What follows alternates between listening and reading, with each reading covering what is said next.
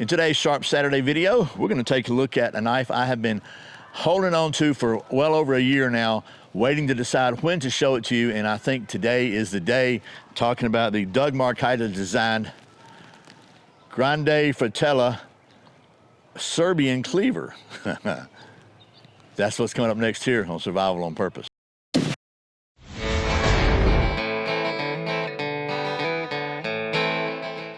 Welcome back to Survival on Purpose. My name's Brian. Thanks for joining me for today's Sharp Saturday video, where it's Saturday and we take a look at something sharp. And like I said, today that something sharp is this Grande Fratello Serbian Cleaver from Doug Marcaido Designs. Like I said, I've been waiting to show you this one for a while. Finally decided today's the day, and that's what we're going to do in just a second. But first, as usual, today's words of wisdom from the Bible. Today's wisdom is from the book of Proverbs, chapter 3, verse 30. Don't pick a fight without reason when no one has done you harm. Those are pretty good words right there. And, of course, a big thank you to my friends at Excess Sights for making the only sights I trust my life to on any pistol that I carry, and for becoming a channel sponsor after I was a paying customer literally for years. Excess Sights are made in the USA. They are the fastest sight in any light, and they are made by people who shoot and know what they're doing. So thanks again to Excess Sights, not just for making great sights, but for being a channel sponsor. And now, you know, before we get down to the old stump top and get to doing some of that knife stuff, there's got to be just a little bit of rambling. So, quick story, if you're not familiar with who Doug Marcaido is, if you've ever seen the show Forged in Fire, he is one of the judges on there, and he's famous for saying, "It will kill."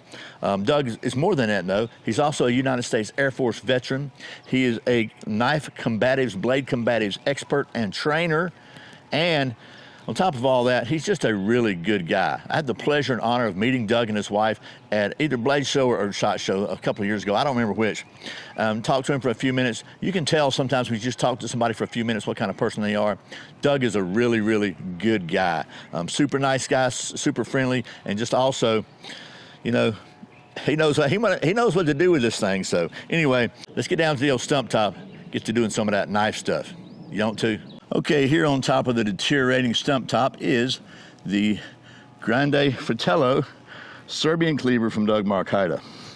As you can see, this is a full tang knife, and it's a honking big one. It is a total of overall length 12¼ inches from tip to tail, with an 8½ inch blade, kind of a Tonto style blade. I call this a Tonto just because of that corner there. I don't know what Doug calls it. And the blade material is 420 stainless steel with a black, I believe that's a PVD coating, but black coated, very smooth coating. Looks like these are G10 tan handles. They're 3¾ inches long. I don't know how thick it is, but it's pretty thick. Has a sharpening choil, as you can see here. A nice big old hand guard, finger guard here, probably for doing some sort of that knife fighting stuff that I'm not really too good at. Then it has an exposed pommel with a lanyard hole in it. A little bit of a swedge up here that's kind of narrowed down a little bit. Extremely pointy, as you can see. Kind of almost, I would call this a high saber grind. It feels really good in my hand, and it just feels like, it feels like you want to do all kinds of cool stuff with it. And then it comes with this really nice leather sheath. Fits in there very well with a snap here, and a dangler belt loop, and it's top grain leather. The price on this thing, the only place I can find it really is on his website. There's a special one, and then on Amazon, it is $108 on Amazon. So that's not a bad price for such a cool knife, in my opinion. The handle itself has some kind of a little swell here, which is good, and then it flares out just a little here at the handle. Like I said, it feels good in my hand. I can choke up on it here.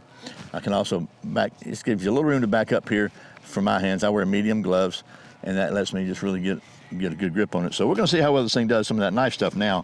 But first, you know, here at Survival on Purpose, we're all about the science, and to that end, I like to try to do things, you know, under standard scientific protocols. And one of the tests I like to do on every knife is to test the sharpness using the pretty much internationally standard sharpness test, the redneck sharp test. So we're gonna do that now. Let's get the testing medium here. Let's see what this thing does. And it's a big old knife, so you never know about these big knives, but my gosh. Okay, look at all that horror there. I think it's Doug. Let's try the other side just to be fair. Oh man, I'm just barely. I mean, I almost got 2 fingers on this thing. Oh wow, more horror there. I think as Doug would say, it will cut. So, got to give that one a big A+ shave a yak sharp on the hair. Let's try this portion here just for kicks. Oh man, it is freaking sharper than the other one, if that's possible. So yeah, yak shaving sharp right there. So far, so good. Now, we might as well mess the white balance up on the camera and see, since everybody wants to see some paper cutting. Let's see how well it cuts the paper. Let's do just the end portion, just by itself.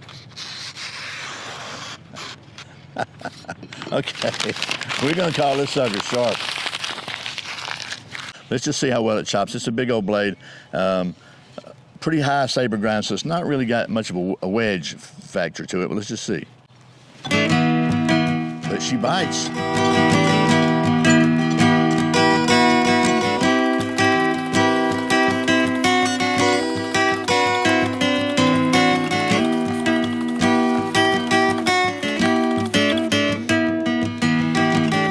So far, so good, on the edge anyway.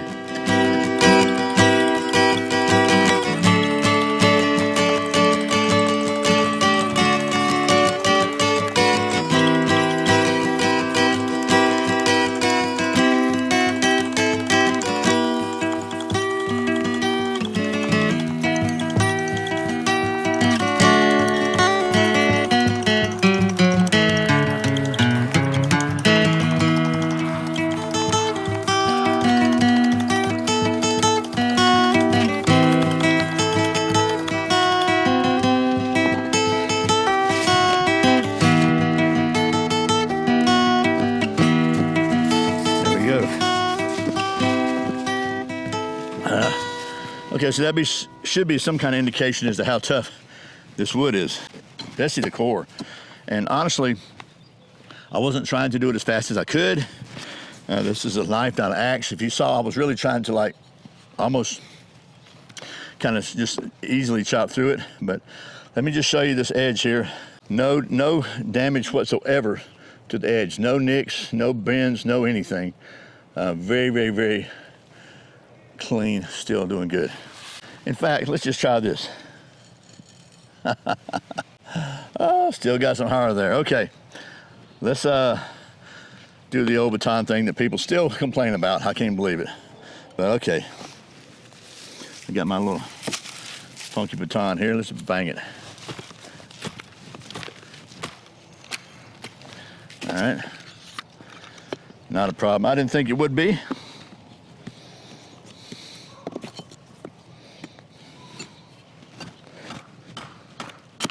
So see if we can get some of them there curls to start one of them there fires. You want to? Let's just see what we got.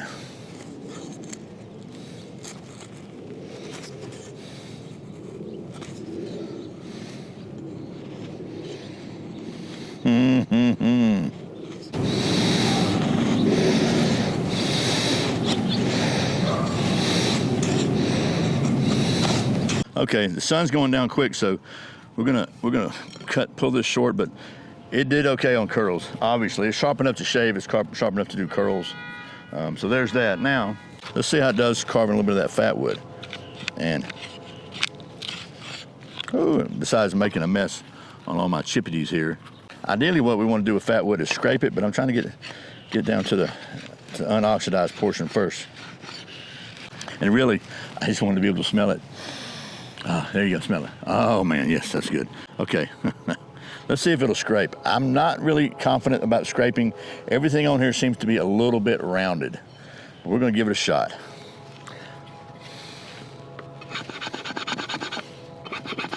No, she's not scraping there. She's not scraping there. The only place it might scrape is on the blade. Let's see if we can carve, just get some little fine carvings. There's that. So, in my opinion, it is not going to pass the scraping test, the ferro Serbian rod test or whatever. But the other parts of the fire prep, it seems to do okay on any kind of carving. I mean, it's carving some pretty good curls off of this fat wood, actually. It's a little harder to carve fat wood corals because the wood is so sticky. It doesn't just want to peel off as good. It wants to dig in further, but we're gonna call this one good there. Back in storage with you. Just for kicks, I don't think it's gonna work. We'll take the old ferro rod out and see if we can get any kind of sparks off of it. And we're not getting any. And I'm not gonna damage this blade trying to do that because I so happen to have my favorite ferro rod that I always have with me, which is encased in a little vial of butane. Let's just see how well it works. Oh, would you look at that? And there we go.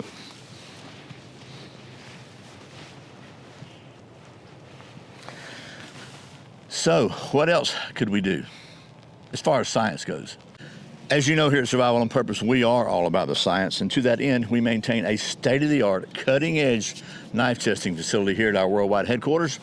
And one of the tests I like to do on all fixed blades anyway is to test the aerodynamic balance using the balance, orientation, and rotation device.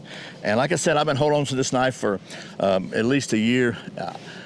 Looking at the state of the balance, orientation, and rotation device, I probably should have done it before it was in such dire need of restoration, but we're gonna, as they say, endeavor to persevere.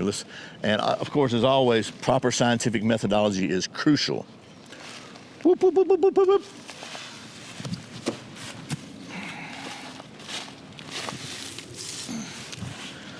Of course, so is proper testing calibration. Let's try again. Whoop, whoop, whoop, whoop. That left a mark again. Whoop. Let's try again, shall we? Whoop. Okay.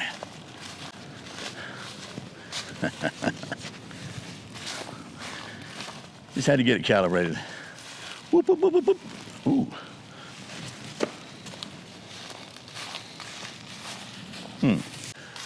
Gotta be careful when you do the whoop whoop. She will cut. Okay, all better. By the way, if you've never used any of the super skin bandages, band-aids from the folks at My Medic, they absolutely rock. Okay, let's try again, carefully, with the scientific process. Whoop, whoop, whoop, whoop, whoop. Okay, you know what? I'm babying it. I'm gonna stop that. She's stuck. Let's give it one more time because the sun's about to go down. Whoop, whoop, whoop, whoop, whoop. Finish strong, right? Chuck Norris's trash takes itself out. Okay, well, man. That is the Doug Marcaida Grande Fratello Serbian Cleaver. And let's just to recap. So, redneck sharp test, shave a yak sharp, or cut a finger sharp. The chopping, it actually did pretty well. Again, it's not an axe, okay, it's a knife, but the heft of this knife and the way the design is and the kind of the way this weight kind of goes down here and kind of, I don't know, whatever, it seemed to chop pretty good. Baton's okay, carves like a yak shaving sharp knife would. It didn't have anywhere on here to strike a ferrocerium rod or scrape. Certainly a little bit of work right here with a fine file or even maybe just a stone would take care of that if you need that. But as far as balancing goes, it's balanced. I mean, once I got it calibrated, used the proper scientific methodology, it absolutely stayed balanced, and it's a big old knife, but it feels really good in your hand. Doug did a really good job on this design, as you would expect from somebody who knows that much about knives. Both from a practical standpoint, this probably has all sorts of uses as a combatives knife. I'm not a knife combatives guy. So anyway, having said all that, I hope you found this video somewhat interesting and maybe even a little bit entertaining. And I really, really appreciate you watching Survival on Purpose. Remember, survival's not an accident, so be prepared. I'll see you next time.